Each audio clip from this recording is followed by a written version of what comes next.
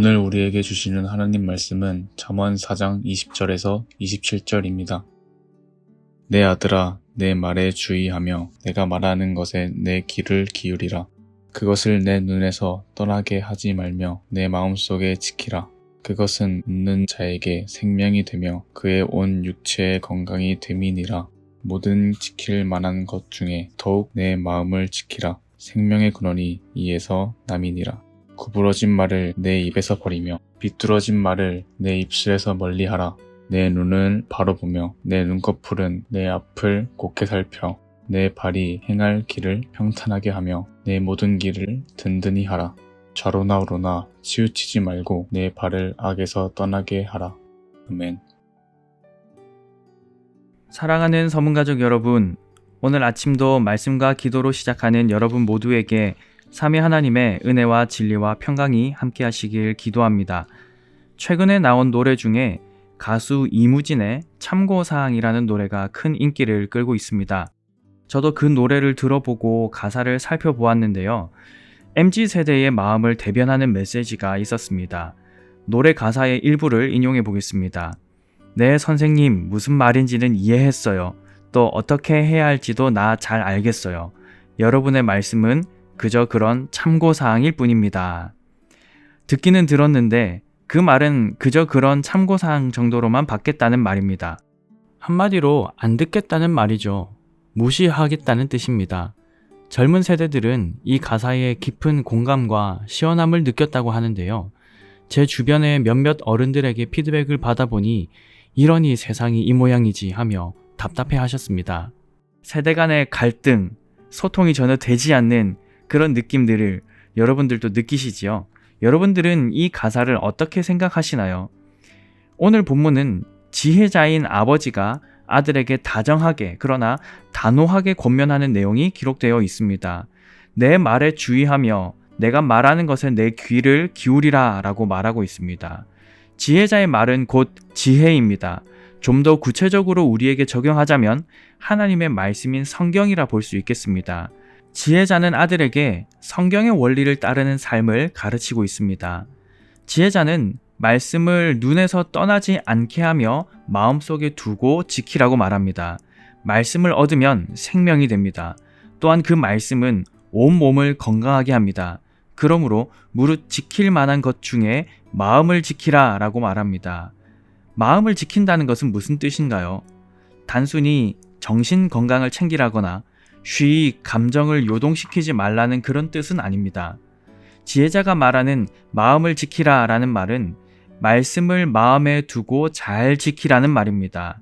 말씀을 기준으로 마음을 지키라는 말이죠. 말씀으로 마음을 지키라 라는 뜻입니다.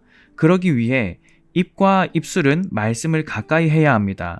눈과 눈꺼풀 역시 말씀을 살펴야 합니다.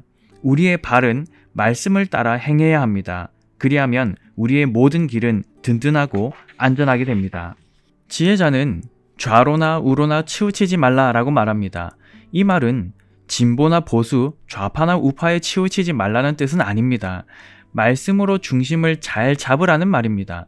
삶의 유일한 기준인 하나님의 말씀이 우리 삶을 이끌어 가도록 그 말씀이 삶의 중심에 있게 하라는 말입니다. 우리의 발이 악에 빠지지 않도록 주의해야 합니다. 즉, 말씀을 떠난 모든 방향은 다 악하니 그 모든 것에서 속히 떠나야 한다라고 말하는 것이지요. 이 말씀을 종합해보자면 이렇습니다. 지혜자는 자신의 말인 지혜, 곧 하나님의 말씀을 아들에게 전하고 있습니다. 말씀을 귀 기울여 듣고 말씀을 늘 눈에서 가까이 하며 말씀을 마음에 간직해야 합니다. 우리의 마음이 말씀을 떠나지 않도록 늘 주의하며 지켜야 합니다. 입과 입술로 말씀을 가까이 해야 합니다. 눈과 눈꺼풀로 지혜를 살피고 또 살펴야 합니다. 발이 말씀을 떠나지 않도록 지켜야 합니다. 좌로든 우로든 말씀을 떠난 모든 것은 악한 것이니 악에서 떠나 지혜를 중심에 두고 삶을 세워가야 합니다. 무릇 마음을 지켜 말씀에서 떠나지 않아야 합니다. 이 말씀은 오늘날에도 너무나 적실합니다. 이무진의 노래 참고사항의 가사처럼 우리는 하나님의 말씀을 그저 그런 참고사항 정도로 생각하며 살아갈 때가 참 많기 때문입니다. 하나님께서는 성경을 통해 위의 것을 구하라 하셨습니다. 그러나 우리는 시시때때로 아래 것을 구합니다. 하나님께서는 먼저 그의 나라와 그의 의를 구하면 모든 필요한 것을 우리에게 더하시겠다 하셨습니다. 그러나 우리는 먼저 나의 유익과 행복과 안위를 구합니다.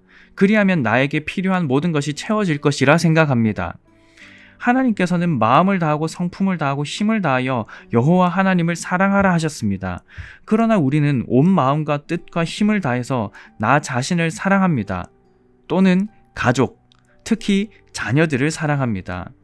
하나님께서는 내 이웃을 내 몸과 같이 사랑하라 하셨습니다. 그러나 우리는 나의 몸을 끔찍이도 사랑하면서 우리의 이웃은 아주 먼 타인처럼 혹은 원수처럼 여길 때가 얼마나 많은지요. 하나님께서는 자녀들에게 부지런히 말씀을 가르치라 하셨습니다. 집에 있을 때나 길을 나설 때나 앉았을 때나 일어섰을 때나 길을 걸을 때나 말씀을 가르치라 하셨습니다. 그런데 우리는 자녀들에게 부지런히 성적을 잘 받아야 한다고 가르칩니다. 성공적인 삶을 살 수 있는 방법들을 지도하고 격려하며 응원합니다. 학교와 학원 숙제를 했는지는 열심히 살핍니다. 그러나 큐티했는지, 기도했는지, 말씀을 읽었는지는 살피지 않습니다. 성적을 잘 받아오면 자녀에게 뜻밖의 선물을 전하기도 합니다. 그러나 말씀을 열심히 공부하면 학교 공부는 했느냐라고 묻습니다. 하나님께서는 손목과 미간의 표를 삼고 집에도 말씀을 기록하라 라고 말씀하셨습니다. 그런데 우리는 자녀들이 성경을 가지고 다니는 것에 큰 관심이 없습니다. 심지어 교회에 갈 때에도 성경을 가지고 갔는지 잘 모릅니다. 우리의 삶의 모습 중에 이런 모습이 없었으면 좋겠습니다. 그러나 이러한 모습이 있다면 우리는 하나님의 말씀을 그저 그런 참고사항 정도로 여기며 살아가고 있는 것이겠지요. 그 가사가 딱 맞지 않겠습니까? 네, 하나님, 무슨 말인지는 이해했어요. 또 어떻게 해야 할지도 나 잘 알겠어요.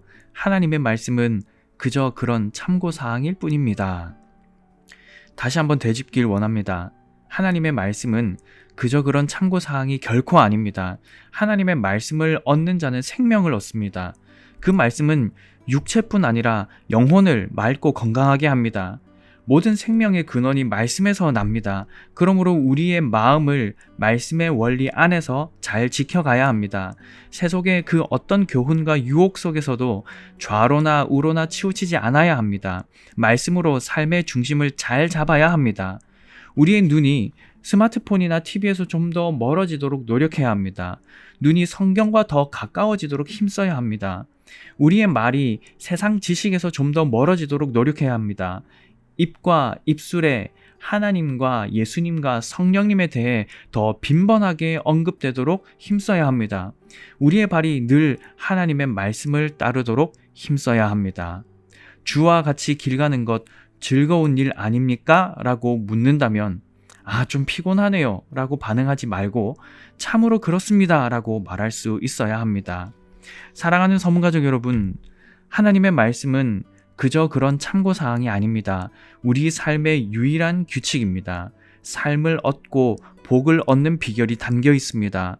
또한 영원한 생명을 얻게 하며 참 좋으신 하나님과 동행하는 법이 기록되어 있습니다. 오늘 하루 지혜의 말씀을 더욱 친밀히 하시기를 바랍니다. 그 말씀 한 절 한 절을 기뻐하며 선을 따라 행하시길 주님의 이름으로 간절히 축복합니다. 오늘 아침에 함께 기도하실 기도 제목입니다. 첫 번째, 하나님의 말씀을 그저 그런 참고사항으로 여기지 않게 하시고 우리 삶의 유일한 규칙으로 믿으며 말씀 따라 살게 하소서라고 기도하겠습니다. 두 번째, 오늘부터 영유아 부와 유치부 여름 성경학교가 시작됩니다. 귀한 언약의 자손들이 말씀 안에서 주님을 알아가고 믿으며 사랑하게 하소서라고 기도하겠습니다. 이와 같은 기도 제목으로 기도하시고 개인적인 기도 제목으로 계속 기도하시기 바랍니다.